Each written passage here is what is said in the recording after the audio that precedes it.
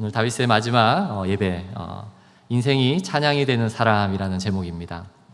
오늘까지 우리는 7주간 이 다윗의 인생을 예배자의 관점, 다윗이 어떠한 예배를 드렸는지 그러한 관점에서 살펴보고 있습니다.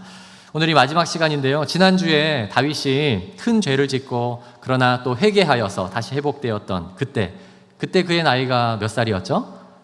네, 기억하고 계시죠? 네, 40대 중반이었습니다. 다윗은 그런 다음에 70세의 생을 마감한 것으로 성경이 알려주고 있습니다. 그러니까 45세부터 70세까지 약 25년 동안 그가 어떤 일을 하면서 이 땅을 살았는지가 사무엘하 이제 13장부터 21장 오늘 이 구절 바로 직전 구절까지 자세히 기록되어 있습니다. 자, 이 구절은 우리 성도님들께서 집에 가서 한번 천천히 다 한번 읽어보시면 좋을 것 같습니다. 좀 짧게 요약을 해드린다면 이 기간 국가적으로는 점점 더 강성한 나라가 되었고 또 평안한 나라가 되었어요. 그런데 다윗과 그의 가정은 마치 태풍을 만난 것처럼 풍랑을 만난 것처럼 굉장히 어려운 그런 시련의 시기를 겪게 되었습니다. 특히 가정의 문제가 다윗의 어떠한 큰 슬픔의 상황이라고 할 수 있습니다. 성경에 기록된 다윗의 아내가 모두 몇 명일까요? 9명이었습니다. 네. 그리고 자녀들이 몇 명일까요? 최소 19명이거든요. 그런데 아버지와 남편인 다윗은 몇 명이죠? 네, 딱 한 명입니다. 여러분 한번 생각해 보세요. 다윗은 더군다나 나라 일로 너무나도 바빴어요. 그러니까 그 상황에서 가족들, 자녀들을 믿음의 가정, 또 가정교육을 잘 하면서 돌보는 일은 거의 불가능한 일이라고 할 수 있겠죠. 결국 다윗의 가정에는 그 믿음의 집에서는 일어나지 말아야 할 그러한 일들이 계속해서 일어나기 시작했습니다. 가장 먼저 일어난 사건이 다윗의 셋째 아내로부터 태어난 아들이 다윗의 첫째 아들이거든요. 암논이라는 아들인데 이 아들이 다윗의 그 넷째 부인에게서 태어난 딸 이제 다말을 강간하는 사건이 일어납니다. 이 일로 인해서 그 다말을 대신해서 또 그의 이제 오빠라고 할 수 있는 다른 아들이었던 그 넷째 아내의 다른 아들이라고 할 수 있는 압살롬이 이제 그 보복을 하게 됩니다. 피해 보복을 하게 되죠. 결국은 압살롬이 이제 그 암논을 죽이게 돼요. 배다르지만 자신의 형제를 죽이는 사건이 일어난 거예요. 그런 다음에 압살롬은 또 멀리 도망가기도 하고, 그런데 여러 해가 지나서 압살롬은 또 어떤 일도 하게 되냐면 다른 신하들과 모의해서 이제 다윗을 죽이고 그 왕위를 차지하려고 하는 그런 반역을 꾸미게 됩니다. 결국은 그 일이 잘못되어서 나중에는 어떻게 되나요? 죽게 되죠. 이 압살롬이 죽었다는 보고를 받고 나서 다윗이 이렇게 고백합니다. 사무엘하 우리 18장 33절인데 우리 다윗이 굉장히 슬픈 마음에 이렇게 고백을 합니다. 같이 한번 읽어볼까요? 시작. 왕의 마음이 심히 아파 문 위층으로 올라가서 우니라. 그가 올라갈 때에 말하기를 내 아들 압살롬아, 내 아들 압살롬아, 차라리 내가 너를 대신하여 죽었다면 압살롬 내 아들아 하였더라. 내 아들아 이러한 고백 가운데에 사실은 굉장히 애탄하는 마음, 차라리 내가 죽었으면 하는 그러한 후회 마음까지도 그가 느끼고 있는 것을 봅니다. 사실 이러한 상황들을 설명하는 한 단어가 있다면 희노애락이라고 할 수 있을 것 같아요. 다윗은 그의 인생 가운데 희노애락, 때로는 기뻐하고 때로는 분노했고 때로는 또 슬퍼하고 그리고 때로는 즐거워했습니다. 거기에 한 가지 더한다면 후회하는 또 그러한 인생도 살았습니다. 철저히 후회하고 그것을 회개하기도 했죠. 성경을 보면 이 다윗의 인생 전체 그리고 특별히 그 마지막 25년은 결코 평탄하지 않았습니다. 그 평탄하지 않았던 이유 설명한다면 우리가 잘 아는 이 말로 요약할 수 있을 것 같아요. 가지 많은 나무 바람 잘 날 없다. 네, 가지 많은 나무가 바람 잘 날 없었습니다. 그럼에도 불구하고 성경은 여전히 다윗을 최고의 예배자, 하나님을 그가 일평생 예배한 예배자로 소개합니다. 여러분 그 이유가 무엇일까요? 그 이유는 바로 다윗이 자신의 삶 속에서 이러한 고난이 있든지 슬픔이 있든지 때로는 기뻐하든지 그러한 자신의 상황과 환경적 이유 때문이 아니라 여전히 그 자리에 계신 그 하나님 앞에 나와서 그 모든 문제를 가지고 나와서 하나님을 예배하는 사람이었기 때문입니다. 저는 다윗의 이 7주간의 말씀을 준비하면서 제가 이 다윗이 기록한 시편을 다시 한번 이렇게 읽어보았거든요. 근데 이번에 시편을 이렇게 다시 보면서 느꼈던 마음들이 뭐냐면, 야, 다윗은 정말 하나님 앞에서 진실한 기도의 사람, 진실한 찬양의 사람이었구나, 이제 그렇게 좀 느꼈습니다. 하나님 앞에서 체면을 차리고 거룩한 척하고 절대 그러지 않았습니다. 몸이 아프면 아픕니다, 죽겠습니다, 이렇게 고백하고요. 마음이 힘들 때 너무 힘듭니다. 심지어 자신을 막 괴롭히는 사람을 향해서는 엄청난 저주를 막 퍼부어요. 네. 제 마음속에서 저렇게 기도해도 되나? 이런 생각이 들 때도 있었습니다. 심지어 하나님을 향해서 이렇게 기도하는 적도 있었어요. 여호와여, 어찌하여 멀리 서시며 어찌하여 환난 때에 숨으시나이까? 하나님 어디 계십니까? 이게 아니라 하나님 숨고 계십니까? 지금 이런 표현도 하고요. 여호와여, 어느 때까지니까 나를 영원히 잊으시나이까?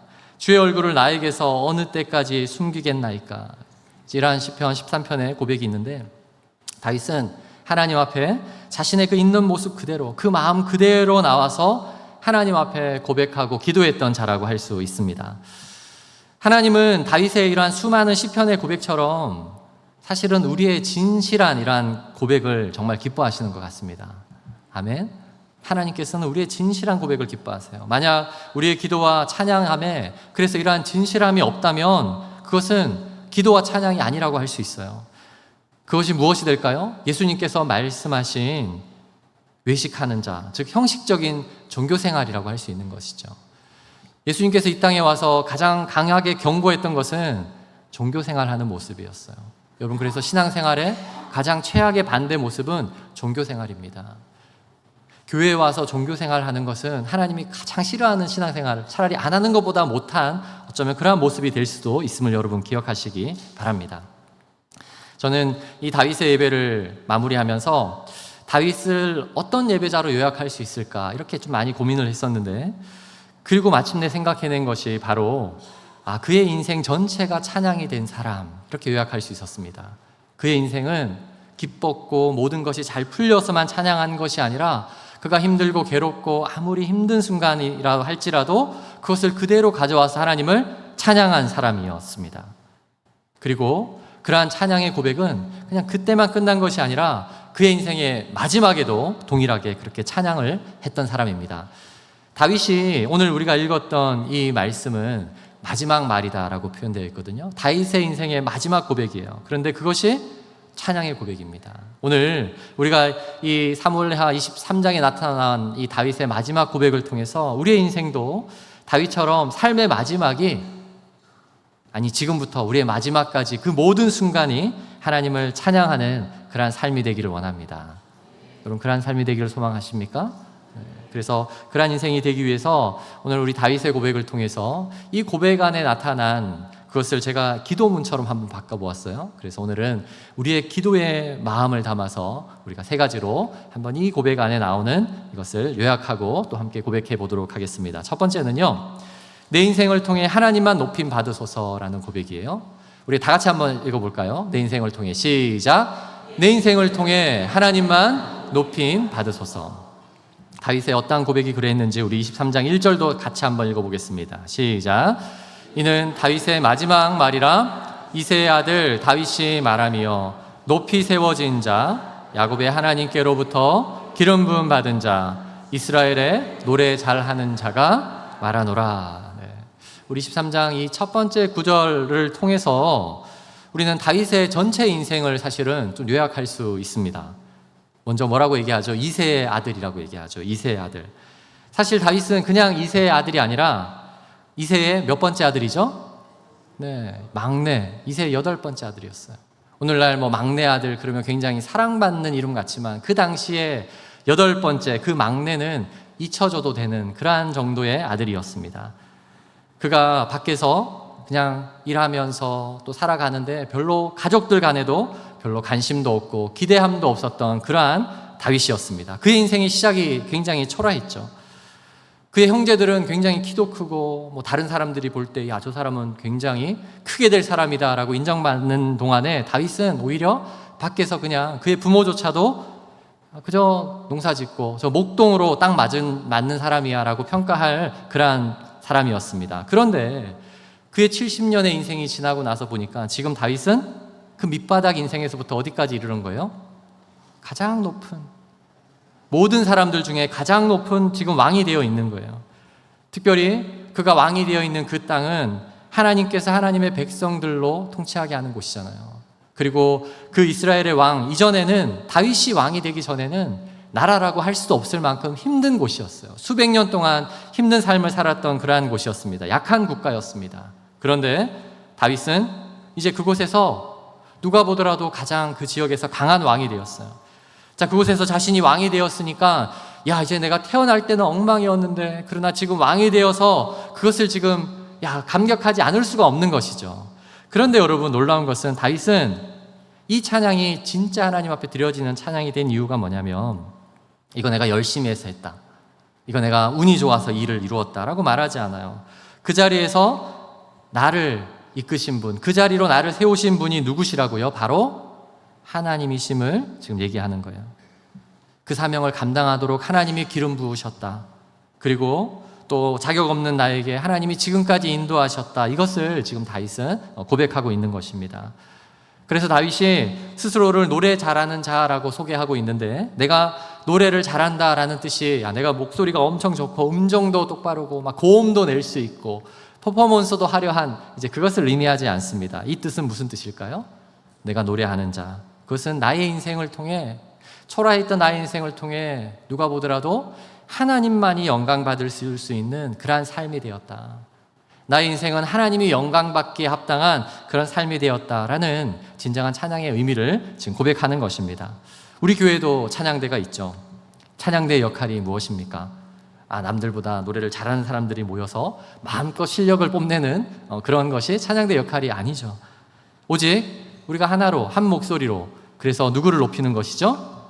내가 아니라 세상의 다른 모든 사람의 노래들은 자신을 자랑하려는 마음들이 있죠. 그러나 찬양대의 역할은 그 찬양대의 화려함과 아름다운 목소리가 아니라 그 조화를 통해서 하나님을 높여드리는 것이죠.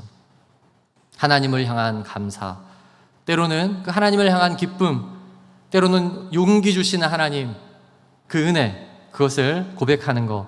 그러한 찬양을 할 때 우리가 찬양대 참 노래 잘한다, 이렇게 고백하는 것이죠. 마찬가지로 우리의 개인의 인생도 하나님께서 각자에게 허락하신 소중한 자리가 있을 거예요. 그리고 그곳에서 우리가 나의 이름이 높여지는 것이 아니라 하나님의 이름이 높여질 때 어떻게 된다고요? 그 사람은 그의 인생이 하나님을 온전히 찬양했던 자다, 하나님을 향한 노래를 잘했던 사람으로 기억되어질 것입니다. 그래서 우리가 혼자 있을 때 내가 어떤 노래를 하고 있나 한번 돌아보면 좋을 것 같습니다. 내가 혼자 있는데 어떤 고백을 입술에서 자꾸 하게 될까? 세상 노래 하게 되고 뭔가 외롭다, 막 사랑을 갈구하는 그런 노래를 하게 된다면 아직까지 우리의 입술이 하나님을 찬양하는 그러한 순전한 마음 깊이 올라오지 않은 것임을 증명하는 것이라고 할 수 있습니다.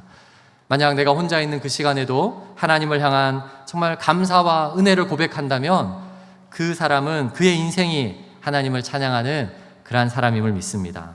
우리 모두가 그러한 신앙인 되기를 소망합니다.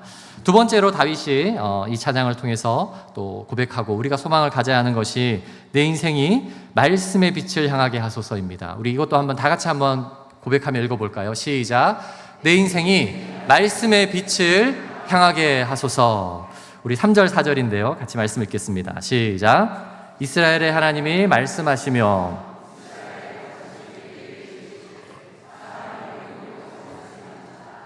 하나님을 경외함으로 다스리는 자여, 그는 돋는 해의 아침빛 같고 구름 없는 아침 같고 비 내린 후에 광선으로 땅에서 움이 돋는 새 풀 같으니라 하시도다. 아멘. 지금 다윗이 고백하고 있는 것은 이 자연의 아름다움의 모습을 통해서 또 그것을 깨달은 바를 지금 소개하고 있어요. 하나님께서 여러분 창조하신 이 자연의 세계는 정말 놀랍습니다.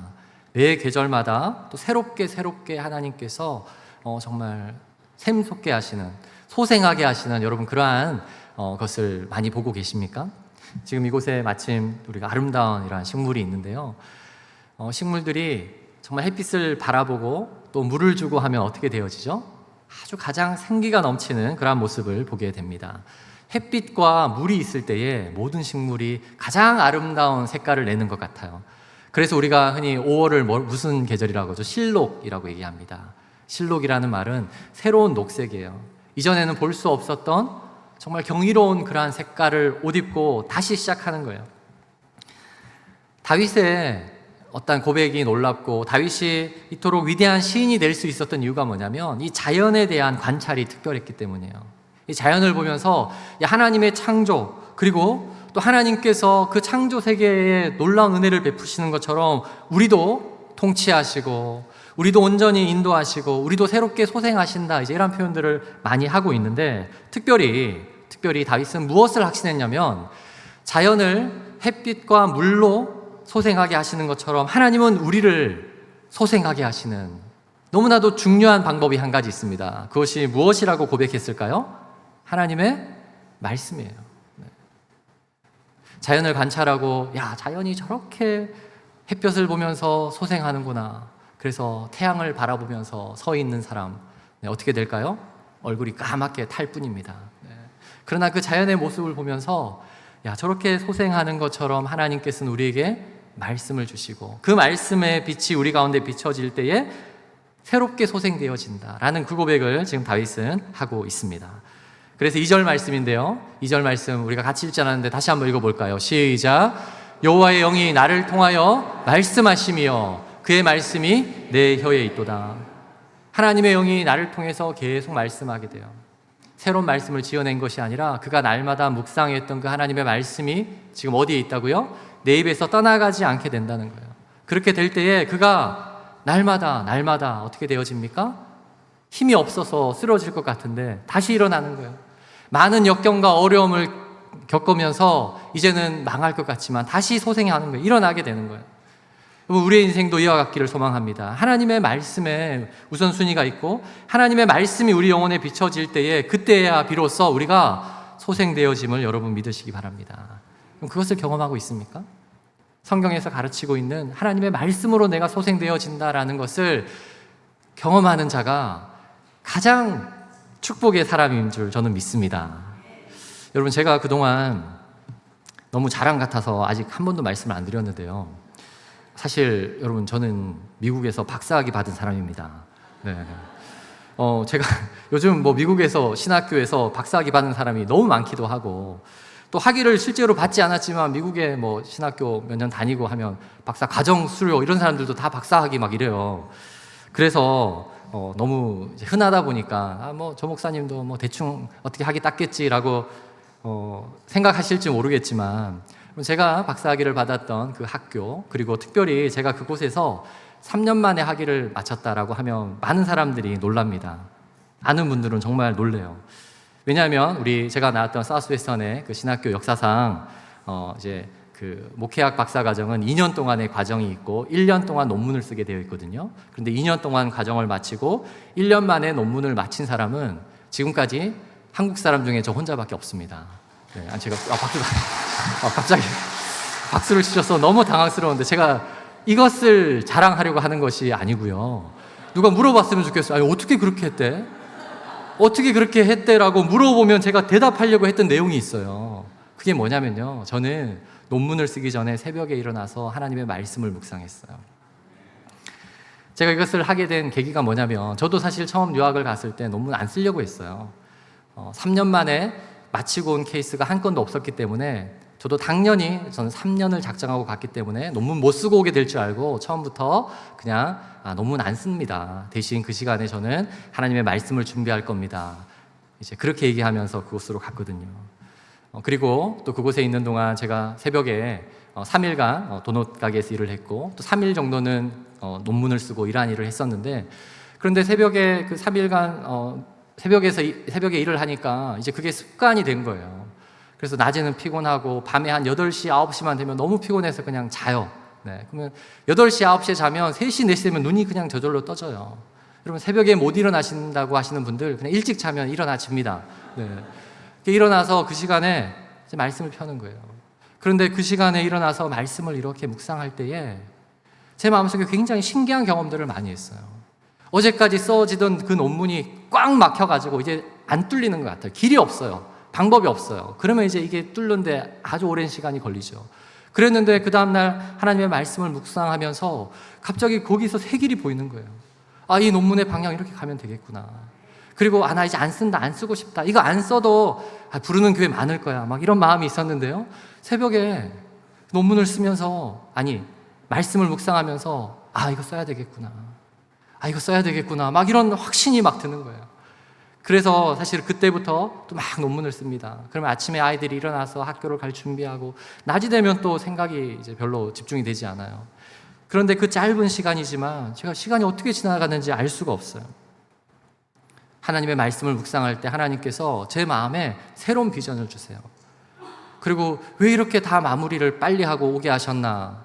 지금 돌아보면 그 이유는 단 하나밖에 없어요. 서울 제일침례교회 담임 목사로 그 타이밍에 맞추려고 하나님이 하신 거라고 제가 말씀드릴 수밖에 없는 겁니다.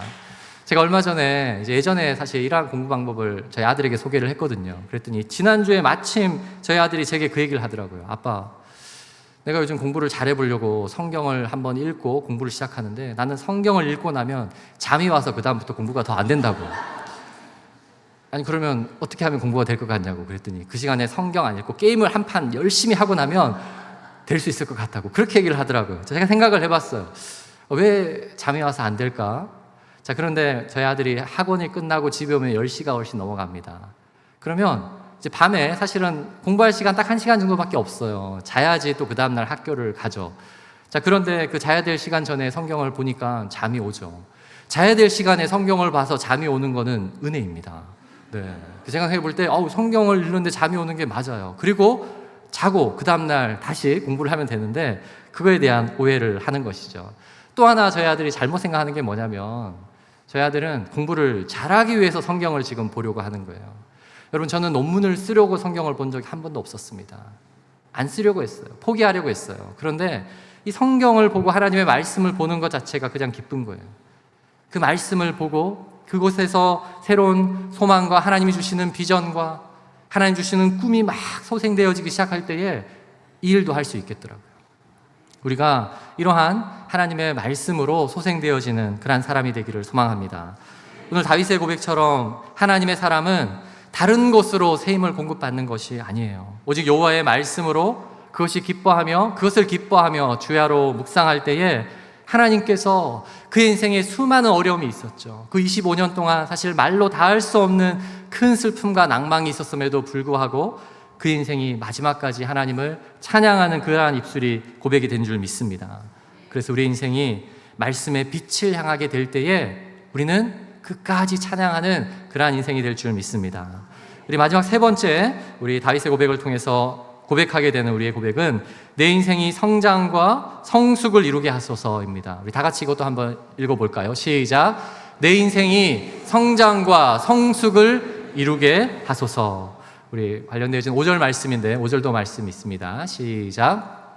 내 집이 하나님 앞에 이같지 아니하냐. 하나님이 나와 더불어 영원한 언약을 세우사 만사에 구비하고 견고하게 하셨으니 나의 모든 구원과 나의 모든 소원을 어찌 이루지 아니하시랴. 네. 이 구절의 마지막에 나의 모든 소원을 어찌 이루지 아니하시랴. 다윗의 소원이 무엇이었을까요? 다윗의 소원은 엄청난 왕이 되는 거, 이것을 한 번도 꿈꾼 적이 없었습니다. 지나오고 나니까 하나님이 그것을 다 이루어 준 거예요. 내가 원했던 소원이 무엇인지도 모르는 인생을 하나님께서 다 이루셨다. 특별히 이루지 아니하시랴, 이 표현은 하나님이 이루셨다라는 강한 표현인 것이죠. 여기서 하나님이 이루셨다라는 이 단어가 사실은 싹이 터는 모습이에요. 움이 트는, 새싹이 떠오르는, 솟아나는 그런 모습입니다. 성장이라는 표현으로 우리가 바꿀 수 있는 단어입니다. 그런데 하나님이 그 성장하게 하시는 방법이 그냥 무작정 성장하게 하시는 거 아니라 5절의 앞쪽에 보면 만사에 구비하고 견고하게 하셨으니 라는 단어가 있어요. 이 단어가 중요합니다. 하나님 우리를 성장하게 하실 때에 그냥 자라게 하는 것이 아니라 구비하고 견고하게 하시는데, 이것은 두 가지 의미를 가지고 있는데, 하나는 울타리를 치는 거예요. 나무 울타리를 치는 거예요. 자, 새싹은 얼마나 연해요? 누군가가 밟으면 그냥 쉽게 죽을 수도 있는 것이죠. 아무도 밟지 못하도록 하나님이 그곳에 울타리를 치는 것입니다. 보호하시는 거죠. 하나님이 가장 안전한 길로 연약한 그를 인도하시는 거예요. 두 번째 이 단어의 의미는 뭐냐면 그 싹이 자라서 어느덧 열매를 맺게 되면 열매가 무거우니까 그 기둥이 어떻게 됩니까? 넘어질 수 있어요. 그럴 때에 말뚝을 박아서 그것이 든든하게 서 있을 수 있도록 지탱하는 역할을 하는 그런 의미입니다. 그래서 이것을 우리말로 다시 바꾸면 성숙하게 하시는 거예요. 그냥 무작정 계속 성장만 하게 되면 언젠가 넘어질 수 있습니다. 그러나 그것이 성장만 하는 것이 아니라 성숙하게 되어서 튼튼하게 지탱할 수 있도록 하는 그것이 하나님께서 우리를 성장시키는 방법입니다. 우리 인생을 이끄시는 방법입니다. 우리가 이러한 원리 가운데 하나님께서 우리를 지금도 성장시키고 있음을 여러분 믿으시기 바랍니다. 때로는 우리 인생이 참 괴롭고 힘들죠. 하나님께서 왜 이렇게 나에게 힘든 일을 주시나. 그러나 그것은 우리를 성숙하게 여기는 어떤 그러한 단계입니다. 그러한 성숙함이 없으면 어떻게 되어질까요? 그냥 계속해서 성장만 없고 성숙이 없으면 아무 열매가 없는 거예요. 그래서 이 구절 다음에 나타나는 가시나무를 표현하면서 아무 열매가 없는, 아무 쓸모가 없는 그 나무는 어떻게 된다고요? 모두 불태워져서 버려지게 된다. 그것을 지금 설명하고 있는 것입니다. 성숙하고 성장할 때에 하나님이 기뻐하시는 열매 맺는 삶이 되어지는 거예요. 미국에서 사람들이 가장 살기 좋은 기후를 가진 곳이 있어요. 어딜까요? 네, 제가 있었던 텍사스는 아니었겠죠. 네, 캘리포니아입니다. 그곳에 아주 겨울에도 춥지 않고 여름에도 덥지 않아요. 그러니까 1년 4계절 사람들이 그냥 살기 좋은 기후다라고 얘기를 해요. 그곳에 현재에도 가장 많은 사람들이 모여 살고 있죠. 문제는 노숙자들도 너무 많다는 거예요. 그리고 또 한 가지 그곳의 특징이 있는데 그곳에는 가을에 결실을 맺는 사과나무가 열매를 맺지 않습니다. 어떤 사람이 실제로 제가 이야기를 들었는데 어떤 사람이 사과 묘목을 가져다가 그 캘리포니아 땅에다가 심었다고 합니다. 그 좋은 묘목이어서 이제 몇 년이 지나면 열심히 구름 주고 그러면 나무가 잘 자라고 사과 열매가 맺힐 것을 기대했는데 몇 년이 지나도 열리지 않는 거예요. 그래서 알아봤대요. 아니 도대체 왜 열매가 맺지 않느냐. 그랬더니 이 사과나무는 겨울에 7도 이하의 온도에서 약 1000시간 이상을 보내야지만 열매가 열린다는 거예요. 그래서 차가운 겨울이 없으면 열매가 안 열린다는 거예요. 저는 이제 그 내용을 보면서 우리의 인생도 이와 같다 생각을 했습니다. 하나님께서는 우리를 이 땅에 평안하고 아무 일 없고 그냥 문제없는 삶을 허락하신 분이 아니십니다. 그 이유가 무엇 때문일까요? 우리 인생이 참된 열매를 맺게 하기 위함입니다. 때로는 차가운 겨울을 허락하세요. 만약 우리에게 그러한 시련이 없다면 우리의 신앙은 위로는 그냥 자랄 수 있지만 남들이 볼 때는 참 무성한 그러한 나무처럼 보이지만 성숙한 신앙인이 될 수 없는 것입니다. 예수님께서 이러한 가르침을 말씀하셨죠. 오늘날 제자들이 거짓 선지자들의 가르침을 조심하라 라는 예수님의 가르침을 듣고 물었을 때 예수님께서 어떻게 그가 참된 하나님의 사람인지 구별할 수 있는 방법을 이 말씀을 통해 알려주셨습니다. 마태복음 7장 19절 20절인데 예수님의 말씀 우리 같이 한번 읽어볼까요? 시작. 아름다운 열매를 맺지 아니하는 나무마다 찍혀 불에 던져지느니라. 이러므로 그들의 열매로 그들을 알리라. 여러분 여기서 아름다운 열매라는 것이 다른 사람들이 볼 때 아름다운 열매를 의미하는 것이 아니에요. 이것은 하나님께서 보실 때의 아름다운 열매예요. 자, 그러니까 우리 각 사람을 다 다르게 창조하신 하나님께서는 우리 각 사람이 다 다른 열매를 맺게 하시는 분이십니다. 그런데 우리의 시선은 자꾸 저 사람 보면서 저 사람은 저 열매 열렸네. 그거 부러워해서는 안 돼요. 부러워할 필요가 없습니다. 하나님은 나에게 열매 맺게 하는 어떠한 열매가 반드시 있습니다. 그리고 그 열매 맺는 것이 되어질 때에 하나님이 기뻐하시는 거예요. 우리의 인생이 그러한 인생이 되기 위해서는 성장과 성숙이 필요해요. 그리고 그것을 이루는 가장 중요한 방법이 바로 하나님의 말씀임을 여러분 기억하시기 바랍니다.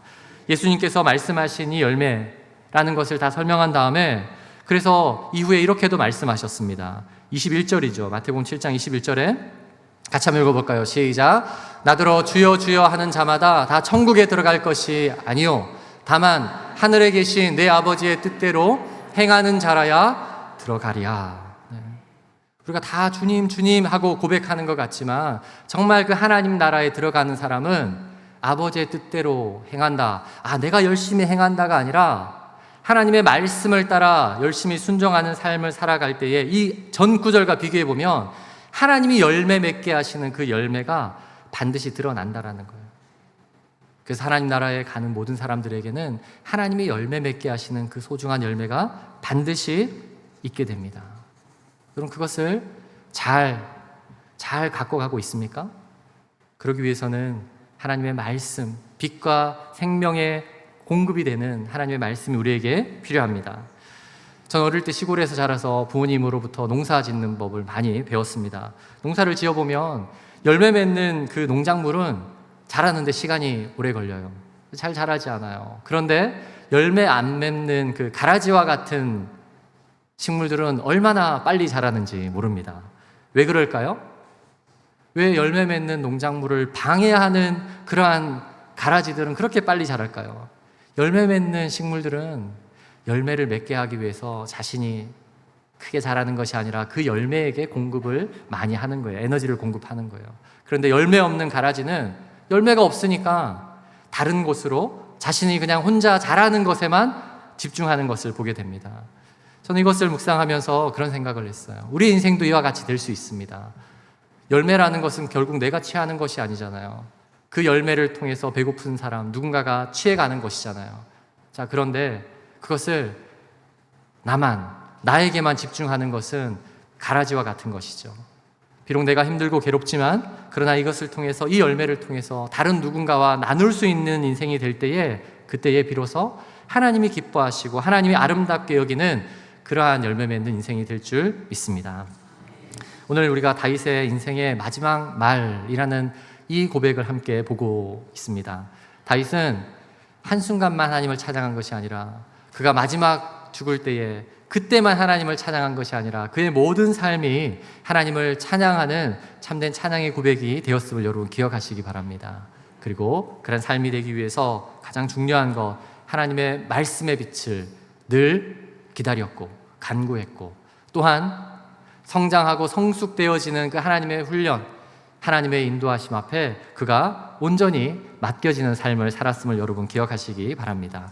그리고 우리도 이제 가을이 다가오고 있는데 하나님 앞에 귀한 열매를, 성장과 성숙을 통해서 열매 맺게 하는 그러한 마음을 또 함께 소망하는 이 계절이 되기를 소망합니다. 우리 오늘 함께 이 말씀 생각하면서 부를 찬양은 예수 인도하셨네 라는 찬양입니다. 내 인생 여정 끝내어 강 건너 언덕 이를 때 하늘문 향해 말하리 예수 인도하셨네. 여러분, 우리 인생을 마무리하면서 우리가 이러한 고백으로 눈을 감았으면 좋겠습니다. 내 인생 돌아보니까 내가 열심히 했지, 내가 이뤘지가 아니라 나는 정말 부족한 자였는데 하나님이 다 하셨구나, 하나님이 모든 것을 다 인도하셨구나, 그러한 고백이 되어질 때에 그것이 찬양이거든요. 그것이 찬양이거든요. 그 찬양할 때에 하나님이 우리를 그 하나님 나라 그곳에서 찬양하는 그 기쁨이 있는 그곳으로 온전히 인도하실 줄 믿습니다. 우리 한번 우리 찬양 같이 우리 고백하며 이 시간 함께 기도하는 시간 갖겠습니다.